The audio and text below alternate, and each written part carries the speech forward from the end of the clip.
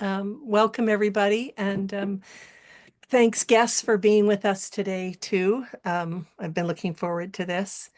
Well, I'm calling in from Wasanic territory up in Saanich, closer up to the peninsula.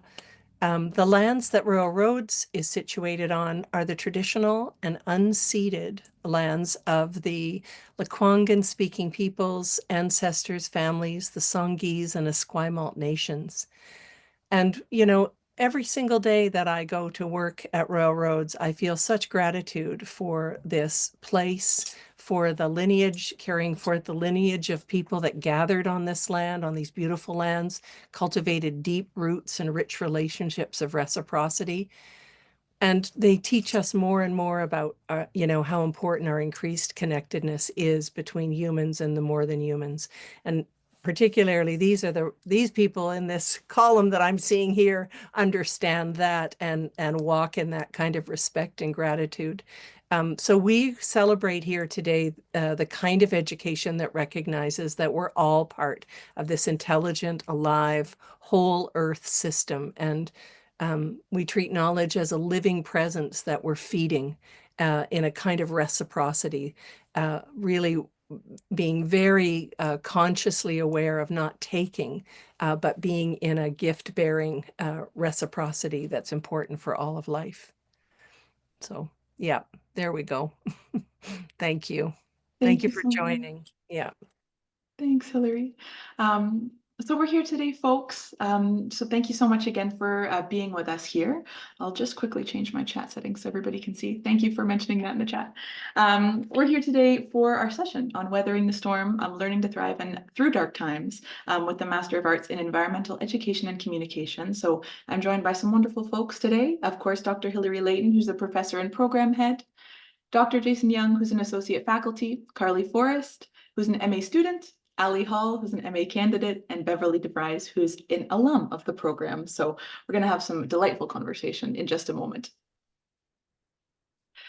I'll take us through a quick agenda here, folks. So I will be giving us just a brief overview of the Royal Roads University experience. We're going to have some wonderful student and alum conversation, some program-specific information, as well as go over the application process. And like I mentioned at the start, we welcome questions and any comments throughout the presentation right in the chat box. And I'll introduce you quickly to our space here. So if you're not familiar with Royal Roads, here are a few landmarks. So we have Hatley Castle on our campus. This has been quite a famous movie set throughout the years. So films like X-Men and Deadpool have been filmed there. So if that building looks familiar to you. We also have a variety of beautiful gardens and green space. So we have a photo there of our Japanese garden, one of many that we have on campus. We also have our migratory bird sanctuary, the beautiful Esquimalt Lagoon down by the water. There you'll see a photo on the bottom left. We've also been doing online learning for well over 25 years now, online and blended learning styles. So we'll touch on that a little bit later in the webinar as well. Mhm. And we're also proud, of course, to be certified by Ashoka U as a Changemaker campus. So a Changemaker education is an innovative approach that prepares students as they address world problems, encourage others, and act for the good of all. Right. So we start to talk about research that makes a world of difference and learning that matters, that's real, right? So that's the part of Ashoka that I was thinking I wanted to bring in, right? Yeah. Research that makes a difference. It doesn't just sit on a shelf at the end of a program. It's kind of a good lead in for these guys. Okay. Totally. Thanks, Thank, Hilary. I'll thanks, leave Sarah. you to take it away. Thanks. Yeah. Okay, well, I just love this photograph. This is a MAEEC photograph. This comes, I think, from field school, when students are out in the field for a week. And that's just about the gist of it. That's kind of us getting together. We are definitely informal by the nature of the way that we gather, but we're serious about the content that we're wrestling with and teaching and learning. So yes, here I've got some amazing people with me and uh, the different phases that they're in right now. So maybe I'll stop with the slides, Ariane, if that's okay. I just want to see the faces. There we go.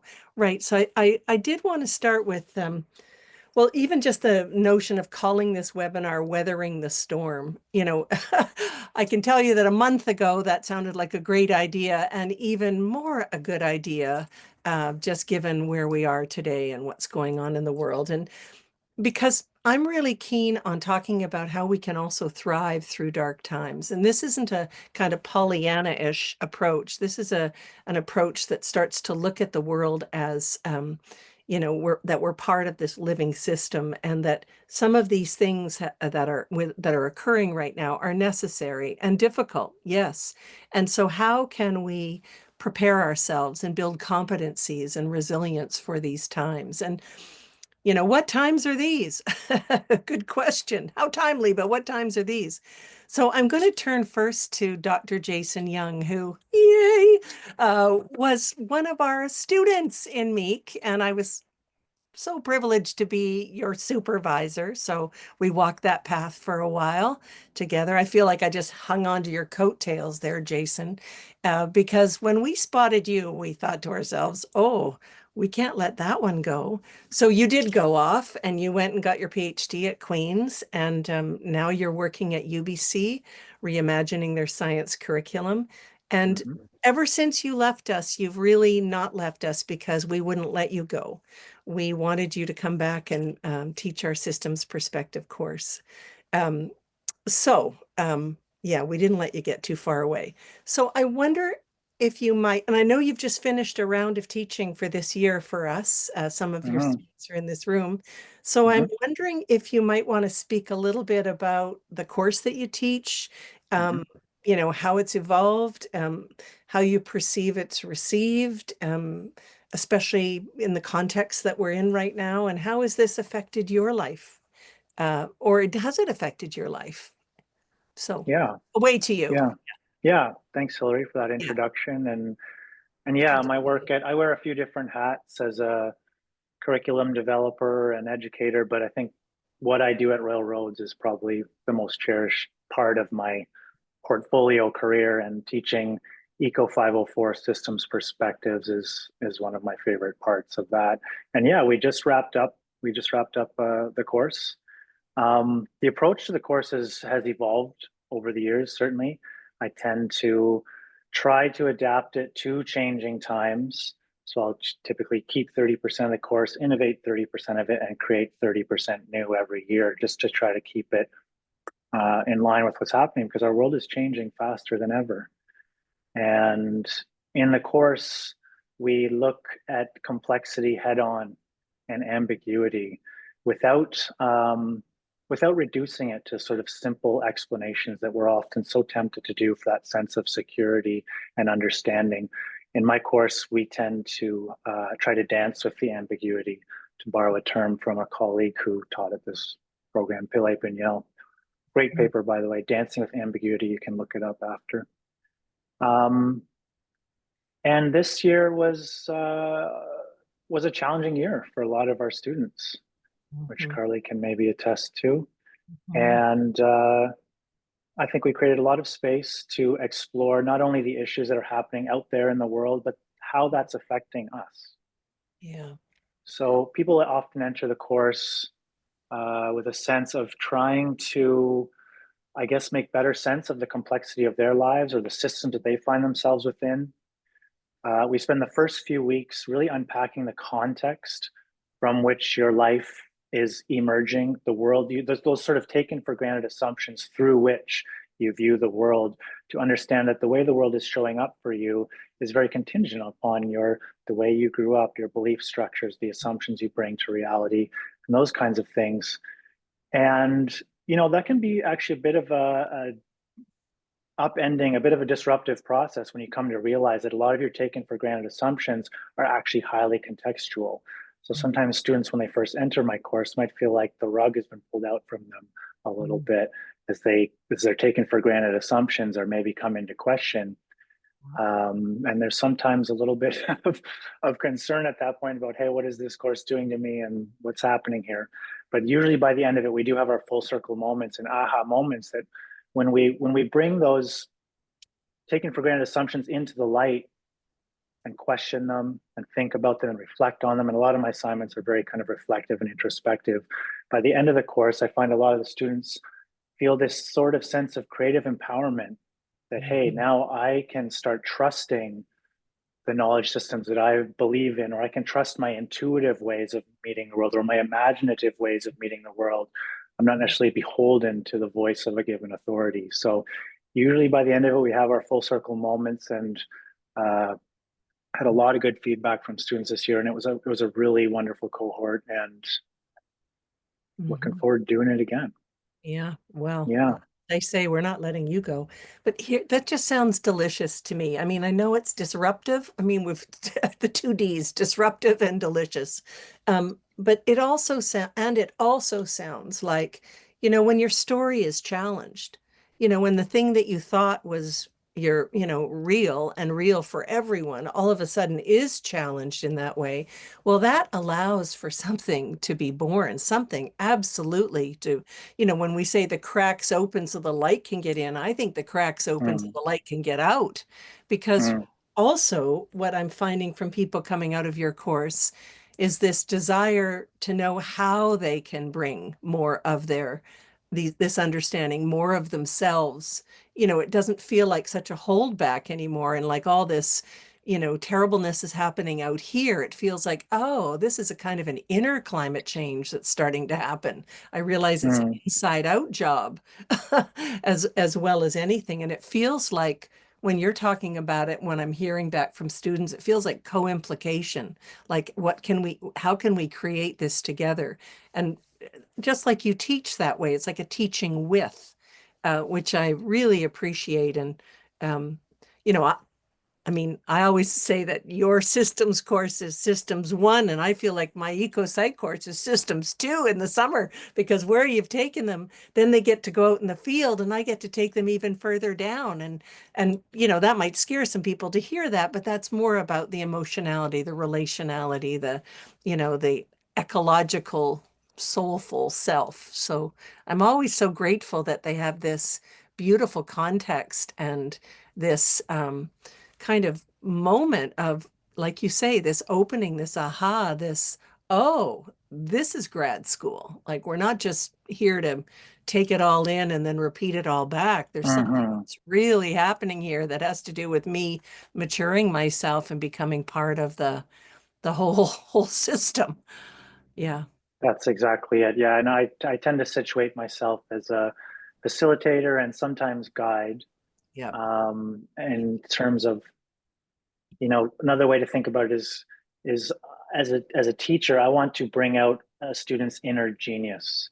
Yeah. And we know this word genius comes from genius loci, which is a term that used to refer to a special place in the land, often a spring where fresh water would be coming up. There were kind of really potent or magical spaces in the land.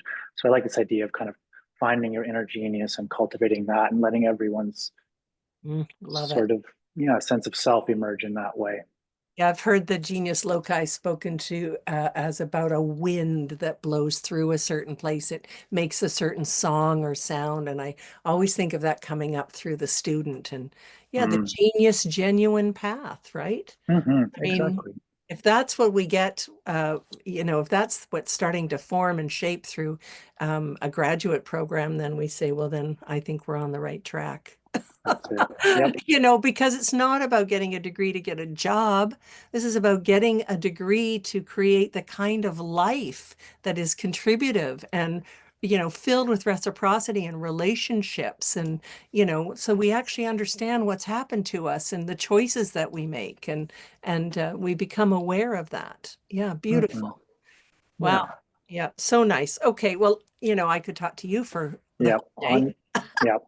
Onward. I'm going to move onward to Carly Forrest, but feel free to jump in at any time, Jason. But Carly, nice to see you. You're just, as we just Thank said, you. fresh from Jason's course, right? Fresh from the underworld. Yep. Right. And I And see Denny too. Hi, Denny. yeah, oh, there's Denny. That's right. How Yeah, hi, lovely. Denny. Nice to see you. Right. So when I was thinking about this, I was just thinking about just the maelstrom of modernity Mhm. these days, just everything that's, sort of coming at people. And I notice a kind of a sobriety from people coming out of the systems course, but also some exuberance. And I just think that's such a beautiful space to speak about. And I wondered if you Yeah. might tell me what you've taken away from this course, um, as it helped. I was thinking Mhm. of the term refugia just as a place that can weather the storm, that this course to me feels like one of those spaces of refugia. But what are you noticing about your own sense of yourself in the world right now, your own resilience, or what's Mhm. happening for you, Carly? Yeah. Yeah. Well, thank you for having me. I'm so happy to be in this conversation Hmm. because it was a really powerful experience to be in Jason's class. So much credit to him for facilitating pretty intense work with a lot of care and delicacy and yeah, a real sobriety, not looking away and really keeping us, it requires such temperance, to stay with, not get too consumed by the fire, but have enough heat so that the transformation can really take place. And he was very, very skilled at that. So I'm really grateful to have had that experience when I was going through my own personal experience. I went through surgery right in the middle of the course. And I've really been in my own underworld journey for many years now, for several years. And I know coming into the program, I really wondered if that's what I was grappling with the most. Will I have a place here? Because I am so wanting to center how we face the underworld in our life as an inevitable place that we all must encounter at some point, and that we're in this collectively right now. So what are the capacities and resources we can be developing? And I didn't fully know if this course was going to really land with what I'm hoping to cultivate, and really wanted to be in the reason I wanted to commit for a few years is I want to be in this conversation deeply, consistently, not just piecing things together on my own. So to have such brilliant facilitation in the process, and to give, within those few months, ample time to grapple. That's what I felt like. I was given so much time to work through writing and through reflection and through personal practice, which is really important to me, to have the experiential piece, which Jason brought in so beautifully. I felt like by the end of it, I was like, wow, I really got to stay in something. I was held in something because I'm usually the one holding facilitation space. So it was nice to be held in something that by the end, when I finished my final few papers, I really have felt so clear that we're in this descent and I'm still in a descent. And I do feel deeply capacitated and excited about what can be born from this experience. And it was because I had the time to really not just think about things on my own and peace, but like that consistent holding and being in the fire.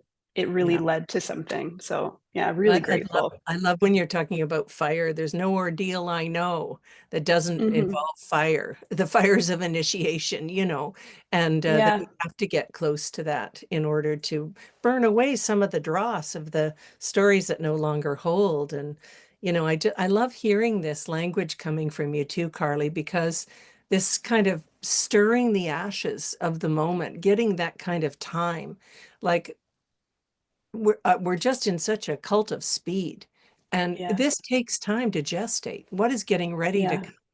come? There's no birth that just comes like that. Everything has to Yeah. take its time to gestate, and it is your particularity that we're interested in. That's what we're talking about with the genius loci. It is your particularity that is necessary and needed for the whole, the health of the whole. Mm. And to see Mhm. ourselves as that, not just as a student, empty vessel waiting to be filled, that in itself is radical for, the kind of learning that we're proposing here. And yeah, I mean, it's just, yeah, it just feels delicious to me to hear this. I feel like I'm sitting up at a feast table listening to you and Jason this Mhm. morning. Yep. Okay. Well, Yeah.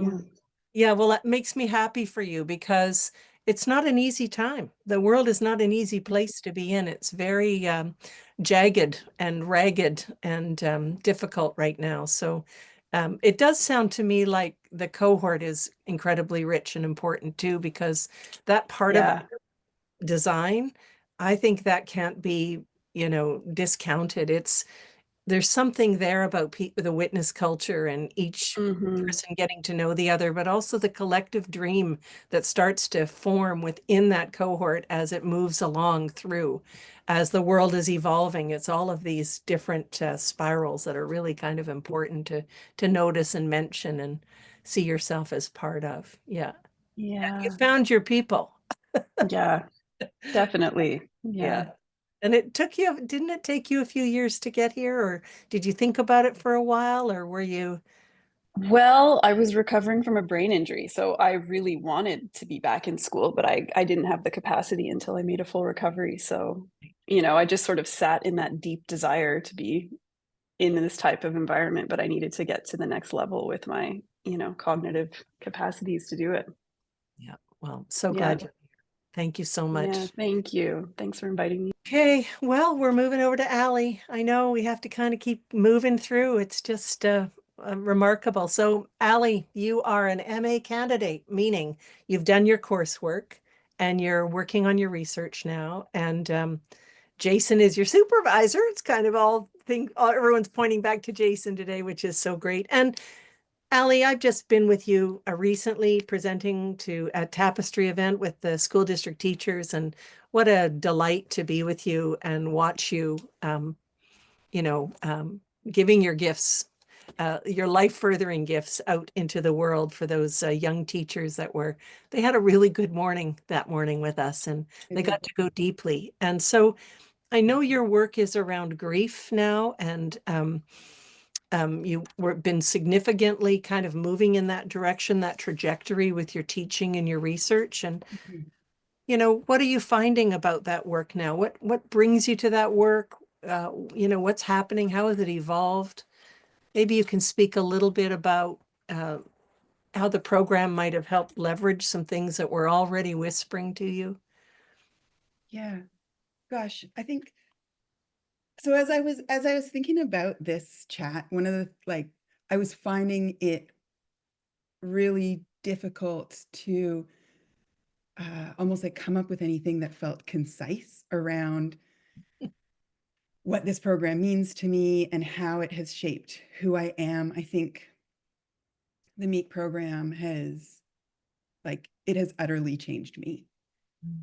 I think like Carly, you were reflecting um, the first day I arrived in the MAEEC program, I felt like I had found my people. I had this sense of like being with like-hearted folks who care so deeply about the things that I have been caring about for such a long time in my personal life in a way that's so much of the time felt like a solitary pain. And like maybe the flip side of that solitary pain is like this like desire for like heroically saving the world. And I think coming into the program, I kind of was like, this is the program I'm going to do so that when I come out the other end, I'll be able to get a job where I can heroically save the world. And I think what I've discovered is, and particularly, I think through the systems course, through the worldviews course, and through the ecopsych course, is that the profound loneliness that I experienced before I was in this program, in my I guess my distress about the state of the world, particularly around the state of the environment, nature, and that desire to be a savior were really tied into like a culture of control that we live in. Culture of individualism, a culture where we manage things. And grief is one of those things that in our culture we try and manage so much, right? Like, I imagine everyone who's listening to this talk right now has at some point like welled up and then apologized for it, right? Or seen somebody in a space who starts to cry and they immediately hand them a tissue, right? Like we just want to, it's too much. We want to control it. And the work that I'm I mean, gosh, I could talk about this, the value of being able to like let grief out. Mhm. But I think like, and there's so much of that that we get into in your course, Hilary. Mhm. And the work I'm doing now is, or some of the work I do right now is facilitate these like grief processing programs through the Good Grief Network. But Ali, I'm just going to say, to work in grief, it's fierce work. You know, Oh, this is not for the faint-hearted. You know, this isn't something a person dabbles in. What you're talking about, that's transformation right there. That is the well, the outrage, the grief, the fear, the loneliness, the emptiness, all the things we've been taught to turn away from. It takes real fierceness mm, and an open heart, a compassionate heart to stand in at that fire. And I've watched you become that person, that fierce guide.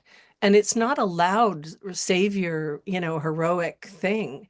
It's these small actions that make a world of difference. This kind of holding down that kind of circle that and regular practice. Like this is practice. This is not glamorous. This is our way to keep ourselves clean. Like Francis Weller says, soul hygiene. So we can actually do the work when we're called to do the work. We can actually, you know, uh, you know, help when we need to help. Sorry, I didn't mean to interrupt. I just felt so compelled to say that I'm seeing this more and more in you, and I'm just so grateful you're working in this realm. Not many people put good grief on their CV. thank you for that Yeah, reflection, yeah, Hilary. I yeah. think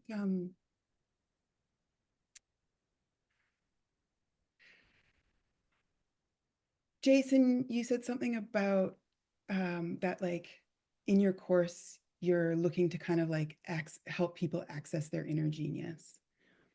And when I like think about how I guess like transformed I feel by this course, the transformation isn't that I have become somebody different, but it's that I feel like these like deep truths about like who I am and how I want to be in the world have been, and like those for me personally, those are like the creative part of me. They're the like deeply relational part of me. They're the part of me that cares deeply about the land. And those have been woven together in this program. And then like the particular, like attributes or characteristics that are just like a part of who I am in my soul. Mhm. And they've been like woven. I feel like I have this like super strong like rope now Yeah.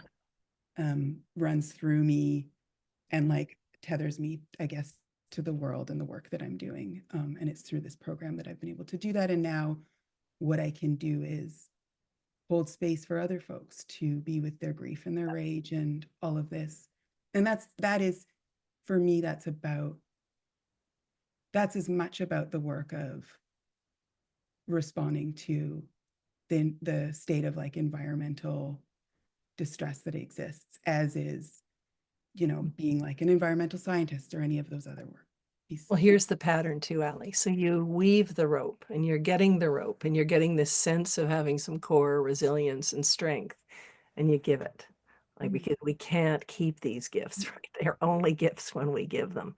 And that's what you're doing. That's what's just so beautiful to witness. Okay. Wow. Over to Beverly. We're moving over to Beverly here. Hey, Beverly, I am so grateful you're here today. I know you're very, very busy and in so much demand, and I have so much regard for the work you're doing for the world. Um, and we get to keep you at Royal Roads, which is also so fantastic. But maybe you could tell us a little bit about the work that you're doing now. And has anything endured for you, matured in you from the program, or how was that program for you? That's 10 years ago or more. And, how does that continue to serve you? Or are you serving that up? Or what's happening? Yeah, So, lots yeah. to unpack there. it has been 10 years. I was in the 2013 cohort, which I'd like to call the cohort, my cohort. And that is a big thing that has endured for me, is that model of having that group, your tribe, your people that you find has been such a gift in this world. And if I think about if I hadn't done this program but chosen another one, what I would be doing now, I don't think I would have the resilience to have kept going. I think I would have burnt out or been depressed or come up with false solutions.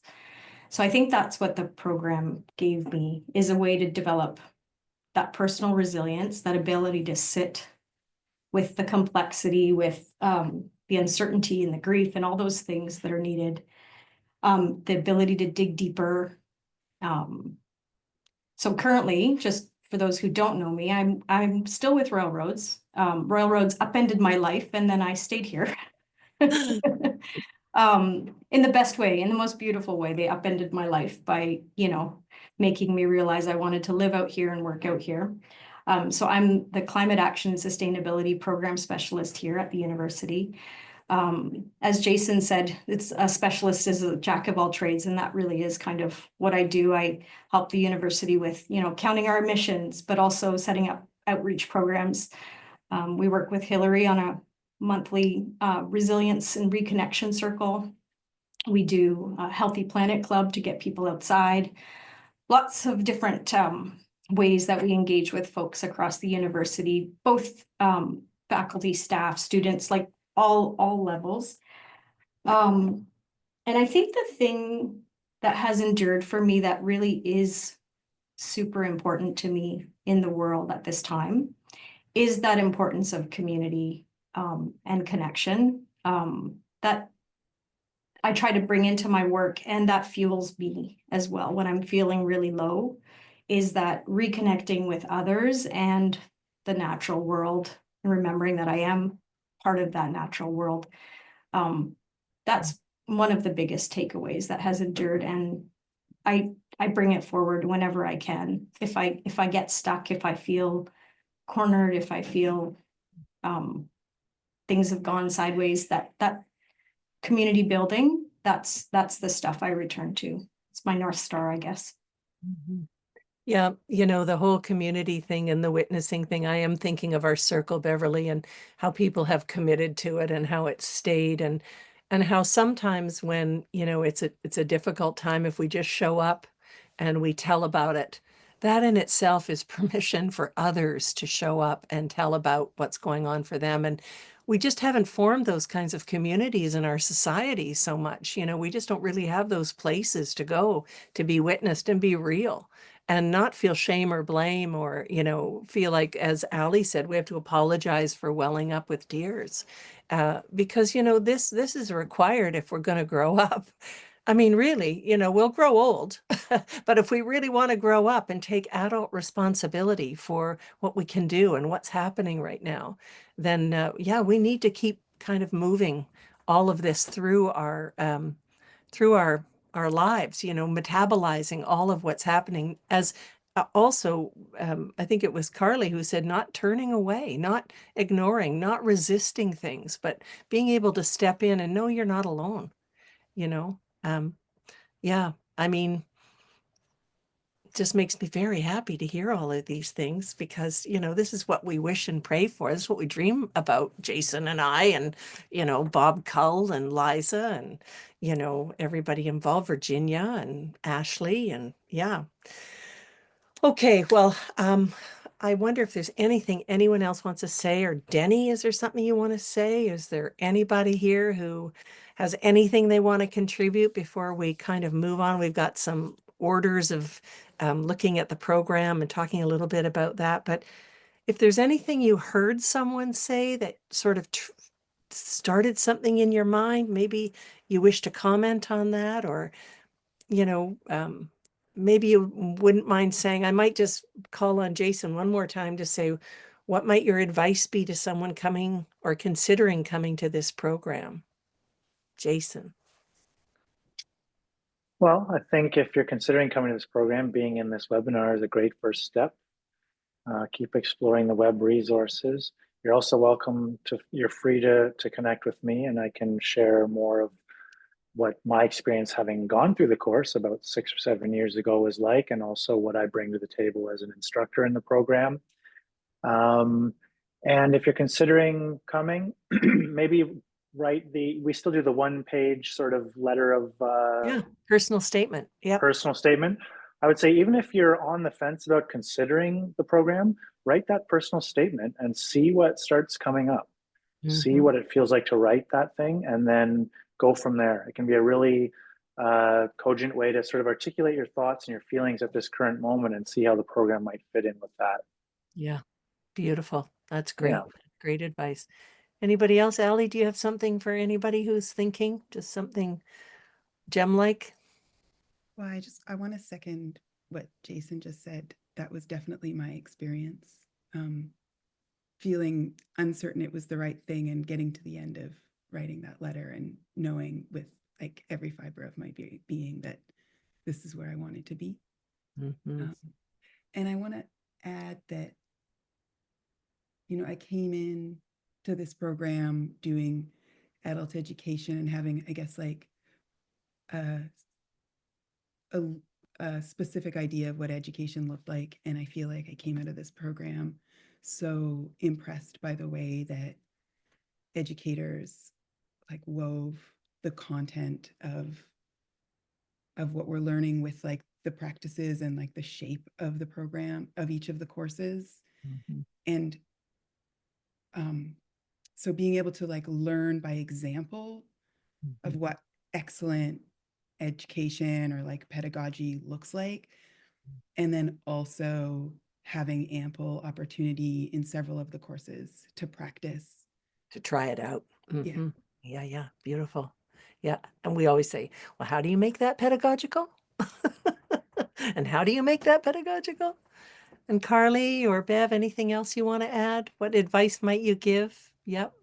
Bev? I assume it's still possible, but I entered in, I was very hesitant to commit to the full master's program. So I entered in the certificate program. Still And then possible. I laddered up because that was just more comfortable for me to kind of dip my toes in and then fall in love and then continue on. So that was a really great way for me to see if it would work. Right. Okay, we're going to get to that. That's a beautiful segue in. But Carly, any final thoughts? Yeah, I found it really helpful. You know, my dear friend Alana is on this call. She's one of my best friends, and she was the one who first planted the seed for Royal Roads for going back to school. And yeah, I would really suggest reaching out to whoever, if it is I'm not sure who's doing that sort of facilitation, but you know, having that conversation with you, Hilary, also completely shifted my idea of what this program was. So I think taking that leap and making a kind of human connection was really helpful for me. Yeah. Perfect. So good. Thanks, you guys. Thanks so much. Now you can stay for the slideshow of the program, but you know it, so likely that's not going to be something you have to hang out for. But I just want to thank everybody for being here. Thank you, Jason, for your time and your beautiful conversation starter. It was great. It was like the seed that got dispersed, and Allie picked it up, and Carly and Bev. And so thank you so much, and Denny for coming. And always good to see your face and see your, you know, somebody walking behind you with 4 feet and a tail. We love our companions. And also there's Hyatt. So good to see you too, Hyatt. Thank you for coming in. So now we'll turn back to the slides, and we'll start talking a little bit about the program, Ariana. Give some details for people. Thanks, Hilary. They should be up there now. So if you want to take it away with Sure. some pieces about the program, I can flip the slides here. Sure. So as Ariana had mentioned, we are a blended program. So that means that, you know, we start with our in-person residencies, which is really critical for the cohort starting to bond together, and we start to get to know each other in a kind of in-person forensic way, if you will. And then we move to online for a year of courses, and then we come back for a second residency just before people go off and do their final research. research. So yeah, it's a really good blend, and I think it's really necessary. There are online only options in at Royal Roads, and for me, it's just really important to have that face-to-face in the mix. I think it makes a world of difference. So that's my preference here. Thanks, Jason. Thank you for coming. Bye-bye. Thank Yeah, you. okay, we can move on. Ciao. Yep. Bye-bye. So as Beverly had said, there's many paths. There's a grad certificate, which is the first 3 courses. And a lot of people start that way. I think Denny had started that way. But as it usually people get infected with MEEC and then they want to stay. And it isn't too far after they've been in the first 2 courses that they say, hey, I want to go and do all the coursework. And in the middle of the coursework, they say, hey, I think I'm just going to continue on and finish the diploma and do the MA, the full MA. And that includes the research. So yeah, we have this gradated a graduated system, but it also helps when life is really tricky. And sometimes people can't finish their research for some reason, having a baby, maybe losing a parent, something changes, moving across the globe, some sort of disruption. And then so what we can do is celebrate the learning that's accrued for them with a diploma, and they can graduate and they can come back at a later time within a certain period of time and finish the research for the MA. So that's helpful to have the being able to go up and go down. And it really does mean that we're, kind of designed for life. Yeah, what happens in life. Yeah. Sure. Next slide, please. Great. Okay, so these are the courses, just a kind of a laundry list. But the first 2, 500 and 508, come together in the first residency. It's just a beautiful way to land yourself on this campus and to start, deepening your ecological awareness, and then taking that awareness and working through learning theory and design, using biomimicry and using natural elements in terms of making it pedagogical. And just 2 beautiful courses together that really share a lot of assignments, and it's very, very rich. Then the first online course is Foundations for Environmental Education, taught by Dr. Gio Takash, who's from our School of Communication and Culture, and he's an arts-based environmental educator who is a filmmaker and a comedian, and he is just fantastic. And so 10 weeks with him online is a really good first foray into online learning. Then Jason comes next with his systems perspective, which we've heard quite a bit about this morning. It's a brilliant course. And I'll just also say, before Jason came to teach for me, he sat in with Pillay on 2 or 3 of her iterations of her program. They're friends, but also he wanted to be mentored by her. And he did that on his own time and with his own energy, so that when he did take the reins, he felt that he could keep an awful lot of what Pillay had brought forward and then slowly make it his own over time. It was just such a beautiful approach, such a conscious approach to coming into the program. And as I've said before, I think Jason, he's the kind of guy I want to call when I'm thinking of a new idea, just to, kind of let's co-create it together, because he's just super brilliant. 620 is an amazing research methods course with Dr. Virginia McKendry, who's retired faculty from Royal Roads. And she uses a beautiful psychological process that was created by Dr. David Groves, a Maori educator, called clean language. And so she helps us get right to the heart of what someone wants to study. And these clean techniques are really beautiful for asking the kinds of questions that really get to the heart of the matter, which is a trick with research. And then coming out of that, you've got a proposal in the works, and it may not be the final thing you're going to do, but it's something that you understand the process of, you understand how to write a proposal. And then Worldviews and Ethics with Bob Cull is a fantastic course. It's a world changer. Bob is, it's just very rich in readings, and it also involves meditation. I mean, it involves going really deeply into, our worldviews and our world stories. And yeah, it becomes some of people's very favorite course too. then we're into the field. Biosphere and Sustainability has a subtitle now that's called Socio-Ecological Justice. And we spend a week up in the Broughton Archipelago with Dr. Ashley Akins with the First Nations community up there. There's several First Nations communities up there. And so that's a in the field course. It's intense, it's beautiful. There's a mixture of camping and cabins and going out on the water and going to some of the islands. And it's a really beautiful way to be in community. Last year, there was an amazing ceremony that was just happening at the same time that our students got to be part of. And there's just so many synchronicities that happen in the field. It's so beautiful. And then finally, the last course is the course I teach, ecopsychology at the intersection of theory and practice. And while we've done a lot of reading, and there's still a lot of reading in my course, I prefer to say we kind of read the world.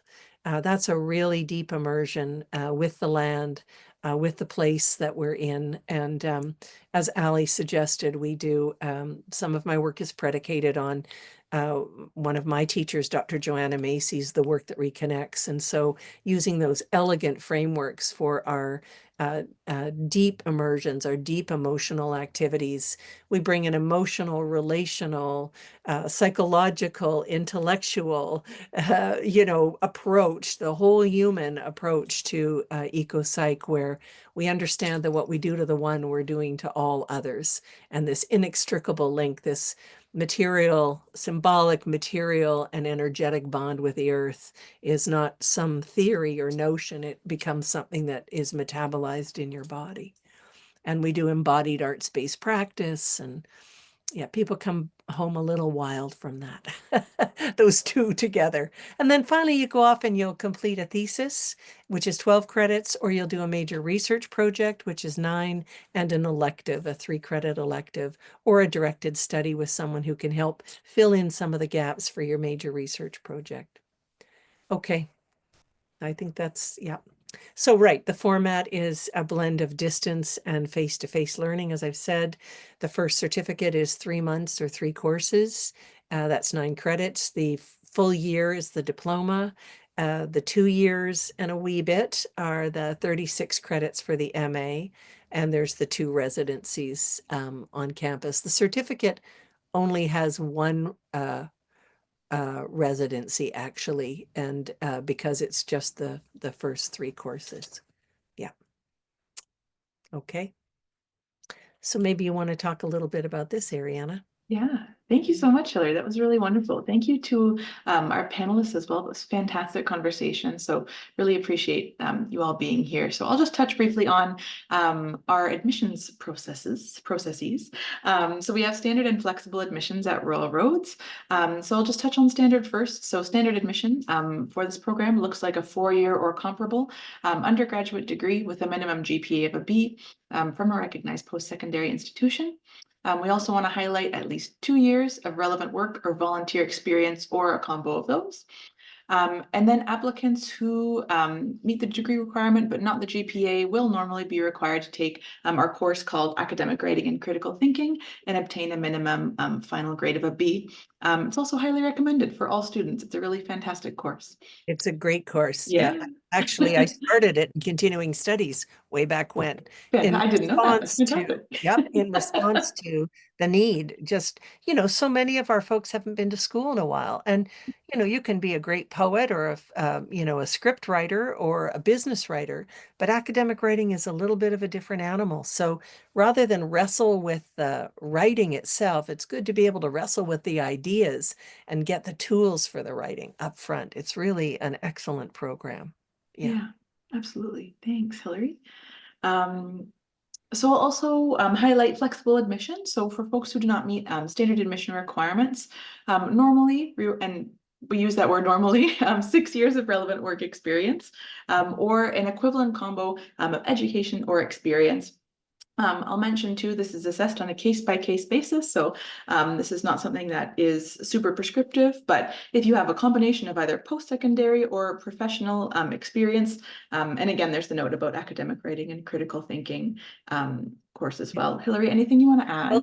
Well, also, sometimes people think, oh, I couldn't go back to school. I don't Yeah. have enough, or I didn't finish my undergrad. And you just, I always say, well, throw your hat in the ring. And if there's any kind of vagueness that we're curious about, we'll call, I pick up the phone. I mean, Alana knows this. We love to talk to people. So we want to find out more about what's happened in your life and what brought you here and what other experience you have. And it really does, it's not just about work experience. Volunteer experience is important as well. So yeah, it's just a combination, and it's always specific to the person. So we're always having a look at, who you are, not always what you did, but just also who you are. So that's kind of the nice combination there. Yeah. Yeah, absolutely. Yeah. So as far as your application, a few steps to keep in mind. So a fee applies for online application. That's usually the first step. And then we also ask for some supporting documents. So things like if you have official transcripts from post-secondary, a detailed resume, again, like Hilary mentioned, going into detail about your work experience, volunteering, all of that good stuff. Jason was mentioning the personal statement earlier, which is fantastic. So again, that's almost like, I like to describe it personally as like a cover letter. Like if you were going to apply to a job, let's say, it could be so much more than that, but just going into details about what do you hope to get out of the program? What do you bring to the program? A little bit about yourself. Yeah, and any other things you want to include. So Hilary, I don't know if you want to add to that at all? Well, the personal statement has made a world of difference so often because you Mhm. can really hear something in somebody's passion to want to, if they didn't have the relevant degree in in environmental education or whatever, or Mhm. even anything to do with the environment, if they want to jump ship and start changing their lives, then this is the place to start talking about it. This is the place to start bringing your passion. And so often we can pick up on some of those threads and follow through on them. And it really does make a world of difference for us when we're reading this statement. Also, sometimes we start to hear future research.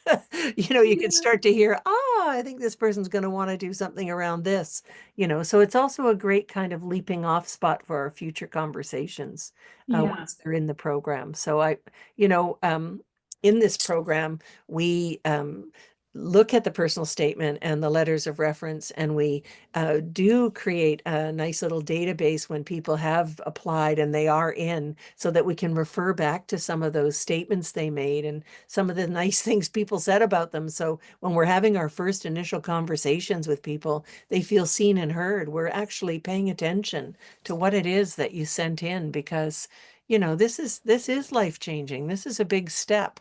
And we want to be able to make sure that we're attending to each person in their own right. Yeah. Yeah. Their own Yeah. particularity. Yeah. Beautiful. Yeah. Thank you so much. And I know, Elena, you put in the chat, the letter of intent is just as much for you as it is for us, right? So yeah, super duper important. That's what So Jason was saying. Yeah. yeah. All of a sudden you find yourself, you're realizing that you wrote something down that you weren't even aware of. Yeah. And you say, that's the thing. Yeah. Beautiful. 100%. Absolutely. And then just the last thing I'll touch on is 2 letters of reference. So those can either be academic in nature, professional in nature, 2 of those. Yeah. All right. So some key dates coming up here. So we have July 7th, 2025, the application deadline, April 7th, 2025. And we also have 2026, so July 6th, 2026, and then April 6th, 2026. That's a lot of 2026 that I just said in a row there. But if you are thinking of joining us, whether it's in 2025 or 2026, just keep those key dates in mind. We like to say the sooner you apply, the better, of course. But just something to keep in mind. Yeah.